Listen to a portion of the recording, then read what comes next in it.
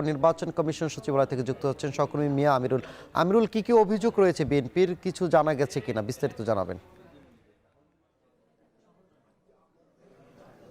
সানি, আপনি নিশ্চয়ই জানেন যে নির্বাচন কমিশনে প্রচার প্রচারণার পর থেকে মূলত রাজনৈতিক দলগুলো বিভিন্ন ধরনের অভিযোগ করে আসছে। আমরা দেখেছিলাম এর আগেও বিএনপি কয়েক দফায় তারা এসেছিলেন নির্বাচন কমিশন বরাবর। যে অভিযোগগুলো তারা মোটা তাকে করছেন, যে বিশেষ করে জামায়াতের বিরুদ্ধে তারা বেশ কিছু অভিযোগ করছেন, যে জামায়াতের নারী কর্মী যারা রয়েছেন তারা বিভিন্ন বাড়ি বাড়ি গিয়ে তারা প্রচার প্রচারণার নামে তারা বিকাশ অ্যাকাউন্ট কিংবা মোবাইল নাম্বার সংগ্রহ করে তারা ভোটারদেরকে বিভিন্নভাবে প্রভাবিত করছেন বলে তা বিএনপির পক্ষ থেকে কিন্তু এমন একটি অভিযোগ আসছে জামাতের পক্ষ থেকে।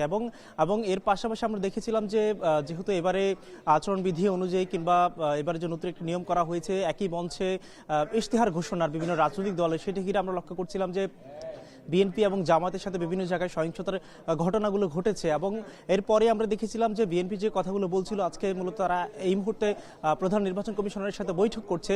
আজকে বিকাল 3টা নাগাদ কিন্তু আবার জামাত ইসলামের প্রতিনিধি দল তারা কিন্তু প্রধান নির্বাচন কমিশনারের সাথে বৈঠক করার কথা রয়েছে। আমরা দেখেছিলাম যে জামাতের পক্ষ থেকে কিন্তু পাল্টা অভিযোগ করা হচ্ছে যে তারা সেটি করছে না বলে তারা কিন্তু সেটি করছে না। এবং একই সাথে বলা হচ্ছে জামায়াতের নারী কর্মীদেরকে বিভিন্নভাবে হেনস্থা করা হচ্ছে। বিএনপির যারা প্রতিনিধি রয়েছে, যারা কর্মী সমর্থক রয়েছেন তাদের পক্ষ থেকে, যেহেতু আপনি জানেন যে দেশের প্রায় অর্ধেকের মতো ভোটারই হচ্ছে নারী ভোটার, সেই নারী ভোটারদেরকে তারা প্রচার প্রচারণা চালানোর জন্য মূলত দু দলেই দুইভাবে তারা চেষ্টা করছে।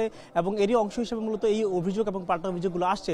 এবং মোটা দাগে আপনি নিশ্চয়ই জানেন যে আগামী 12 তারিখে হতে যাচ্ছে সেই বহুল প্রতীক্ষিত জাতীয় সংসদ নির্বাচন।